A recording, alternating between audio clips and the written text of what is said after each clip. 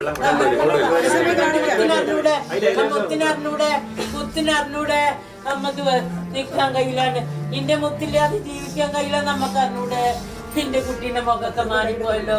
എന്തിനും ആവേശം ചെയ്തത്, എന്തിനും ആവേശം ചെയ്തത്, എന്തിനമ്മ ചെയ്തത്, എന്തിനു സ്വന്തം ചെയ്തത്. ഷിംജിത, നീ ഈ കരച്ചിൽ കാണുന്നുണ്ടോ? ഈ അമ്മയുടെ വേദന കാണുന്നുണ്ടോ? നീ ആ ഒരു വീഡിയോ എടുത്തപ്പോൾ ഒരിക്കലെങ്കിലും നീ ചിന്തിച്ചിരുന്നെങ്കിൽ ഇങ്ങനെ ഉണ്ടാവില്ലായിരുന്നു. നിനക്ക് എത്രയോ നല്ല മാർഗങ്ങൾ നിൻ്റെ കയ്യിൽ തന്നെ ഉണ്ട്. കാരണം നീ പഠിച്ചത് സൈക്കോളജിയാണ്, നീ വർക്ക് ചെയ്യുന്നത് കൗൺസിലിംഗ് ആയി കൺസൾട്ടൻ്റ് ആയിട്ടാണ്. അപ്പോൾ അത്രത്തോളം വിവരവും വിദ്യാഭ്യാസവും ഉള്ള നീ 5 വർഷത്തോളം നീ ഒരു സോഷ്യൽ വർക്കറായിരുന്നു, സാമൂഹ്യ പ്രവർത്തകയായിരുന്നു, ഒരു നാടിൻ്റെ തന്നെ മെമ്പറായിരുന്നു, ജനപ്രതിനിധിയായിരുന്നു. ഇതൊക്കെ ആയ നിൻ്റെ കയ്യിൽ ഒരുപാട് സൊല്യൂഷൻസ് ഉണ്ടായിരുന്നു. പക്ഷെ നീ ഒരു ഇൻഫ്ലുവൻസർ ആകാൻ ശ്രമിച്ചു. അവിടെയാണ് നിനക്ക് തെറ്റ് പറ്റിയിട്ടുള്ളത്. ഈ അമ്മയുടെ കരച്ചിൽ നിനക്ക് ഒരിക്കലും, ഈ ഒരു കണ്ണീരിൻ്റെ ശാപം, ഈ ഒരു വേദനയുടെ ശാപം നിന്നെ വിട്ടിട്ട് ഒരിക്കലും പോവില്ല. നീ ഒരു അല്പമെങ്കിലും ചിന്തിച്ചിരുന്നെങ്കിൽ, നിനക്ക് അത് ചിന്തിക്കാനുള്ള പ്രാപ്തിയും ഉണ്ടായിരുന്നു. എന്നിട്ട് പോലും നീ അത് ചിന്തിച്ചില്ല. അവരെത്രത്തോളം വേദനിക്കുന്നുണ്ട് എന്ന് നീ മനസ്സിലാക്കുന്നുണ്ടോ?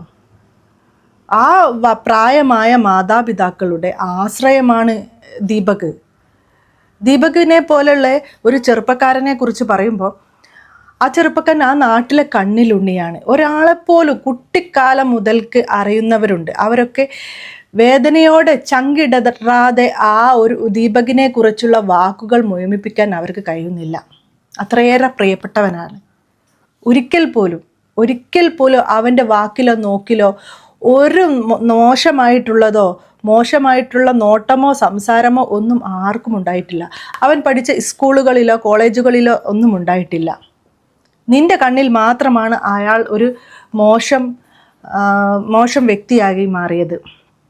നിന്റെ കണ്ണിലൂടെ മാത്രം, വേറൊരാളും അതിൽ കാണുന്നില്ല. ആ വീഡിയോയിലും ആരും കാണുന്നില്ല. എൻ്റെ മോൻ ചീത്ത സ്വഭാവമുള്ളൊരു കുട്ടിയല്ല. എനിക്ക് വേറൊരു ചീത്ത സ്വഭാവം എൻ്റെ കുട്ടിക്കില്ല. എല്ലാവർക്കും എൻ്റെ കുട്ടീനെ ഭയങ്കര ഇഷ്ടമാണ്.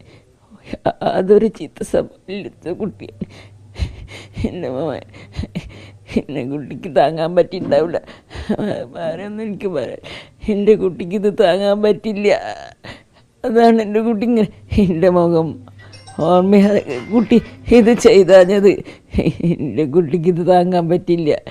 അത്രത്തെ ഒരു പേർക്ക് ഈ വയസ്സ് വരെ എൻ്റെ കുട്ടി ഒരു ചീത്തപ്പേര് എൻ്റെ കുട്ടി പറയിപ്പിച്ചിട്ടില്ല. എൻ്റെ കുട്ടിക്ക് ഇത് താങ്ങാൻ പറ്റുന്നുണ്ടാവില്ല. അതുകൊണ്ട്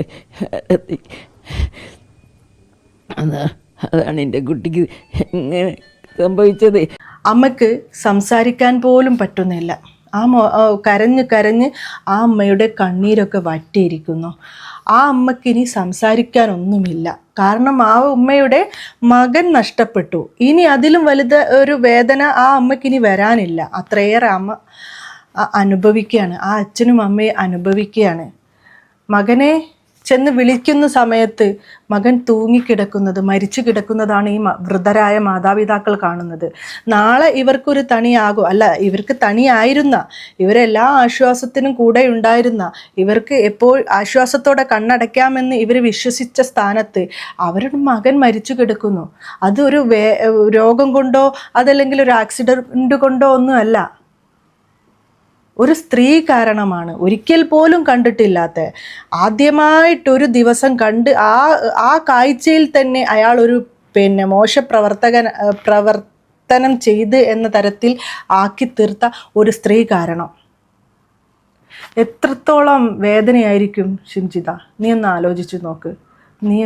എനിക്ക് നിന്നോട് വീണ്ടും പറയാൻ, നീ ഒരു സൈക്കോളജി പഠിച്ച ആളല്ലേ, മനുഷ്യൻ്റെ മനസ്സറിയുന്ന ആളല്ലേ, അവർക്ക് വേണ്ടി ചികിത്സ നടത്തുന്ന ആളല്ലേ, അവർക്ക് വേണ്ടി സൊല്യൂഷൻ പറഞ്ഞു കൊടുക്കുന്ന ആളല്ലേ. എന്നിട്ട് പോലും നിനക്ക് എന്ത് പറ്റി?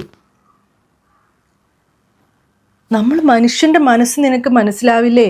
ആ ഒരു വീഡിയോയിൽ നീ പറയുന്ന അയാൾ കണ്ടിട്ടും, ആ ഒരു വീഡിയോ ഞാൻ എടുക്കുന്നത് കണ്ടിട്ടും കുറച്ച് സമയത്തേക്ക് അയാൾ നിശ്ചലമായി ഈ പ്രവൃത്തിയിൽ നിന്ന് മാറി വീണ്ടും അയാൾ അത് തുടരുകയാണ്. അത്രയേറെ തിരക്കുള്ള ബസ്സല്ലേ ഷിംജിത. ആ തിരക്കുള്ള ബസ്സിൽ നമ്മൾ അടുത്തുള്ള ആളെ തട്ടിയോ മുട്ടിയോ ഒക്കെ പോയിരിക്കും. അങ്ങനെ ചെയ്യാൻ പറ്റൂല എന്നുണ്ടെങ്കിൽ നമ്മൾ സ്വന്തമായിട്ട് വാഹനത്തിൽ പോകണം. അതല്ലേ നമ്മൾ ബസ്സിൽ പോരും. നമ്മളെ നാട്ടിലെ ബസ്സല്ലേ, ഇതുവരെ നിയമങ്ങളൊന്നും മാറിയിട്ടില്ല. അങ്ങോട്ടും ഇങ്ങോട്ടും തള്ളി മുന്തിയൊക്കെ തന്നെയാണ് ഇത്രയും കാലങ്ങളായിട്ട് ബസ്സിൽ യാത്ര ചെയ്തുകൊണ്ടിരുന്നത് ഓരോരുത്തരും. ആ ഒരു സമയത്ത് നീ ഈ വീഡിയോ എടുക്കുന്നേരം ആള് വിചാരിച്ചിട്ടുണ്ടാവുക നീ വ്ളോഗ് ചെയ്യാണെന്നാണ്. അങ്ങനെ ഒരുപാട് പേരെ ഇവർ കണ്ടിട്ടുണ്ടാവും. അതായത് തിരുവനന്തപുരം മുതൽ കാസർഗോഡ് വരെ യാത്രയിൽ ഒരുപാട് വ്ളോഗേഴ്സിനെ കണ്ടത് കൊണ്ടായിരിക്കാം അയാൾ ഇത് കണ്ടിട്ടും അതേപോലെ തന്നെ നിന്നത്. ഒരു കുറ്റവാളിയായിരുന്നു എന്നുണ്ടെങ്കിൽ, അയാൾ ഒരു തെറ്റ് ചെയ്യുന്ന ആളാണെന്നുണ്ടെങ്കിൽ നിങ്ങൾ വീഡിയോ എടുക്കുന്നുണ്ട് എന്ന് കണ്ടു കഴിഞ്ഞാൽ പിന്നെ ആ ഒരു പ്രവൃത്തി അവിടെ നിർത്തും. ഷിംജിത, നമ്മൾ ഒരു തെറ്റും ചെയ്യാതെ നിൽക്കുന്ന സമയത്ത് വേറൊരാൾ വന്നിട്ട് നമ്മളോട് പറയാണ് നീ അങ്ങനെ ചെയ്യാൻ പാടില്ല എന്ന് പറഞ്ഞാൽ നമ്മൾക്ക് അത്ഭുതമാണ് തോന്നുക. നമ്മൾ എന്ത് തെറ്റാ ചെയ്തത്? നമ്മളപ്പോൾ അതിന് ഈ കാര്യങ്ങളെക്കുറിച്ച് അറിയാം, നമ്മൾ എന്ത് തെറ്റാ ചെയ്തത്? അപ്പോൾ അവർ പറയും നീ ഇങ്ങനെ ചെയ്തിട്ടില്ലേ, അല്ലേ ആ ഒരു പൊസിഷനിലേക്ക് നീ നോക്കിയിട്ടില്ലേ?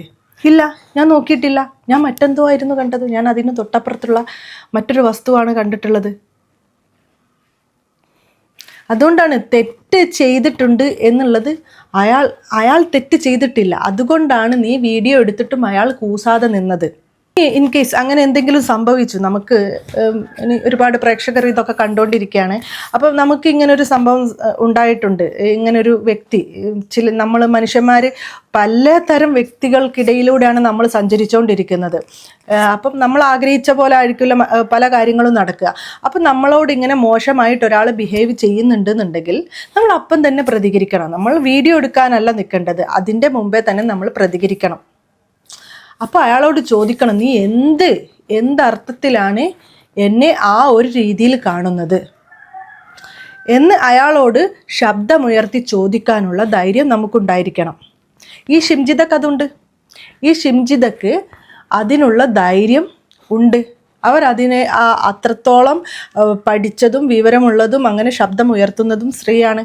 എന്നിട്ട് പോലും ഷിംജിത അതൊന്നും ചെയ്യാതെ വീഡിയോ എടുക്കാനാണ് ശ്രമിച്ചത്.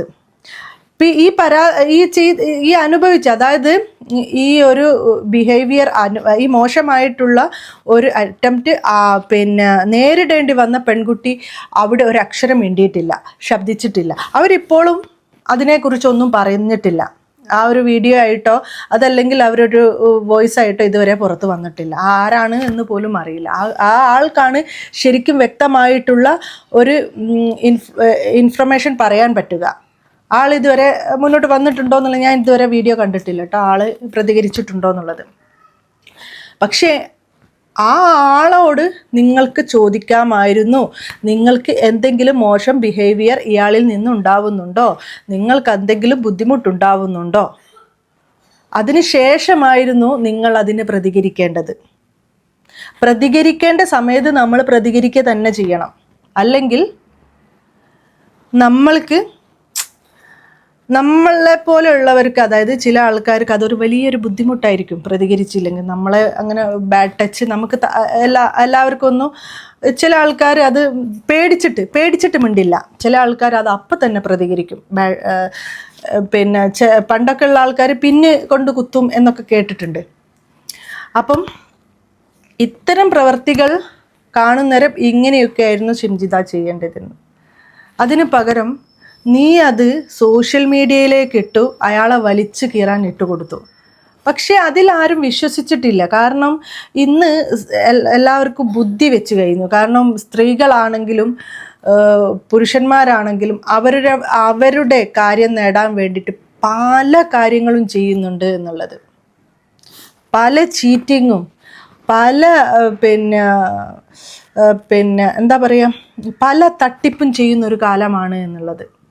അതുകൊണ്ട് തന്നെ വളരെ സൂക്ഷ്മതയോട് കൂടി തന്നെ ഓരോരുത്തരും നിങ്ങളിട്ട വീഡിയോ ശ്രദ്ധിക്കും. അപ്പോൾ ആ ഒരു വീഡിയോയിൽ ഒരാൾക്ക് പോലും മനസ്സിലായിട്ടില്ല, ഒരാൾക്ക് പോലും നിങ്ങൾ ഉദ്ദേശിച്ച കാര്യം അതിൽ കാണാൻ പറ്റിയിട്ടില്ല. അത് വ്യക്തമായിട്ട് അതിൽ പറയുന്നുണ്ട്. എന്നിട്ട് അതിന് എക്സ്പ്ലനേഷനുമായിട്ട് നിങ്ങൾ വീണ്ടും വന്നു. അതും ആർക്കും മനസ്സിലാവുന്നില്ല.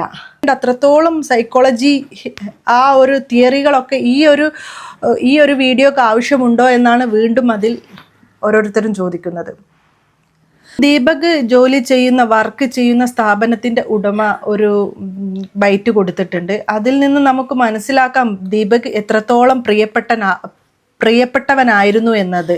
നമുക്ക് ആ ഒരു ന്യൂസ് കൂടി കാണാം. വിളിച്ചു വരുത്തി കാര്യങ്ങളിരുന്ന് സംസാരിച്ചു. ഇങ്ങനെയാണ് ഇതിൻ്റെ ഭാഗത്തൊരു തെറ്റില്ല, അപ്പം നമ്മൾ എന്തെങ്കിലും കൗണ്ടറായിട്ട് നമ്മൾ എന്താ ചെയ്യേണ്ടതെന്ന് വെച്ചാൽ ചെയ്യാം. അപ്പം ഇങ്ങനെ സ്ക്രീൻഷോട്ടുകളൊക്കെ കാണിച്ചു കൊടുത്തു. ഇങ്ങനെയൊക്കെയാണ് എല്ലാവരും പറയുന്നതുകൊണ്ടൊന്നും പേടിക്കാനൊന്നുമില്ല, വേണ്ടതെന്ന് വെച്ചാൽ ചെയ്യാൻ. അപ്പോൾ ഞാൻ എഡ്യൂക്കേറ്റിനെ കാണുക ആദ്യം വേണ്ടത്. കാരണം വെച്ചാൽ നമ്മൾ പറയുന്നത് ശരിയായിക്കൊള്ളുന്നില്ലല്ലോ. അപ്പോൾ അവർക്ക് എൻ്റെ നിയമപരമായ രീതിയിൽ എന്താണെന്നുള്ള അവർ പറഞ്ഞു തരുമല്ലോ. അപ്പോൾ പോലീസ് സ്റ്റേഷനിൽ ഡയറക്റ്റ് നമ്മൾ പോയി കേസ് കൊടുക്കുകയാണോ, അല്ലെങ്കിൽ നമ്മൾ ഇങ്ങനെ കൊടുത്താൽ മതിയോ, കോർട്ടിൽ കൊടുക്കുകയാണോ എന്നെല്ലാം അറിയില്ലല്ലോ. അപ്പം അത് ഞാൻ പൊക്കോളം അറിയുന്ന ആളുണ്ട്. അപ്പം പുള്ളിയുടെ ഒരു കസിന് ഒരു അഡ്വക്കേറ്റ് ഉണ്ടെന്നാലും എനിക്കറിയാം. അപ്പം അങ്ങനെ പൊക്കോളം എന്നുള്ളതാണ് വിചാരിച്ചത്. പിന്നെ ഞാൻ വൈകിട്ട് ഞാൻ വിളിച്ചു, അഡ്വക്കേറ്റിനെ കണ്ടോ ചോദിച്ചു. അപ്പോൾ പറഞ്ഞു പുള്ളി ഇല്ല, സ്ഥലത്തില്ല, നാളെ ഞായറാഴ്ച രാവിലെ വരാൻ പറഞ്ഞിരുന്നാണ് പറഞ്ഞത്. പിന്നെ ഇവിടുന്ന് കോള് വരുമ്പോഴാണ്. എത്ര നാളായിട്ട് താങ്കളുടെ കൂടെ ഉണ്ട്? 7 വർഷത്തോളമായിട്ടുണ്ട്. പക്ഷേ നമ്മളുടെ തിരുവനന്തപുരം മുതൽ കാസർഗോഡ് വരെയുള്ള ഡീലേഴ്സ് വിളിക്കുമ്പോൾ എൻ്റെ പുള്ളിയുടെ ഒരു ദീപക് എന്നുള്ളത് അറിയുള്ളൂ. സങ്കടപ്പെടുത്തുന്ന മൂപ്പര്, അതായത് ഈ ഉടമ വല്ലാതെ ഇമോഷനായി പോവുകയാണ്. കാരണം തിരുവനന്തപുരവും കാസർഗോഡ് വരെയുള്ള ഡീലേഴ്സ് ഇവരെ വിളിച്ചിട്ട് സങ്കടപ്പെടുകയാണ്, ഈ ഉടമനെ വിളിച്ചിട്ട് സങ്കടപ്പെടുകയാണ്, വിഷമം അറിയിക്കുകയാണ്. അത്രയേറെ പ്രിയപ്പെട്ടവനായിരുന്നു ഈ ദീപക് എന്നാണ് ആ സ്ഥാപനത്തിലുള്ള ഓരോരുത്തരും പറയുന്നത്, ഓരോ ഡീലേഴ്സും പറയുന്നത്. അത്രയേറെ പ്രിയപ്പെട്ടവനായിരുന്നു. ഒരാളെ പോലും ദ്രോഹിക്കാത്ത, ഒരു ഉറുമ്പിനെ പോലും ദ്രോഹിക്കാത്ത ഒരു മനുഷ്യനായിരുന്നു അദ്ദേഹം. എന്നിട്ടാണ് അദ്ദേഹത്തിന് ഇത്തരം ഒരു വിധി വന്നത്, ഈ ഒരു ദുർവിധി വന്നത്, ഈ ഒരു സ്ത്രീ കാരണം. ഇപ്പോൾ ആ സ്ത്രീ ഇതൊന്നും അറിയുന്നില്ല. ഇതെല്ലാം സോഷ്യൽ മീഡിയയും എല്ലാം ബ്ലോക്ക് ചെയ്ത് ആള് സ്വസ്ഥമായിട്ട് കിടന്നുറങ്ങുകയാണ്. ആള് സ്വസ്ഥമായിട്ടൊരിടത്ത് സല്ലപിക്കുകയാണ്, സുഖമായിട്ട് കഴിയുകയാണ്. അവർ വീട്ടുകാരും ഇപ്പോൾ അനുഭവിക്കുന്നുണ്ട്. ഈ സ്ത്രീയെ പ്രസവിച്ച് എന്ന പേരിൽ ഈ സ്ത്രീയുടെ വീട്ടുകാരും അതേപോലെ ഈ സ്ത്രീയുടെ ബന്ധുക്കളായി എന്ന പേരിൽ ആ കുടുംബം ഒരുപാട് അനുഭവിക്കുന്നുണ്ട്. നാട്ടുകാരും വീട്ടുകാരും ഒക്കെ ഈ കുത്തുവാക്കുകളും മറ്റു കാര്യങ്ങളൊക്കെ ഇപ്പോൾ ഏറ്റുകൊണ്ടിരിക്കുന്നത് ഈ സ്ത്രീയുടെ വീട്ടുകാരാണ്. പക്ഷേ ഈ സ്ത്രീ ഇതൊന്നും അറിയുന്നില്ല. ഫോണും എല്ലാം സ്വിച്ച് ഓഫ് ചെയ്ത് ഏതോ ഒരു മാളത്തിൽ പോയി ഒളിച്ച് സുഖിച്ച് നല്ല ഭക്ഷണമൊക്കെ കഴിച്ച് കഴിയുകയാണ്. ഒന്നും അറിയുന്നില്ല.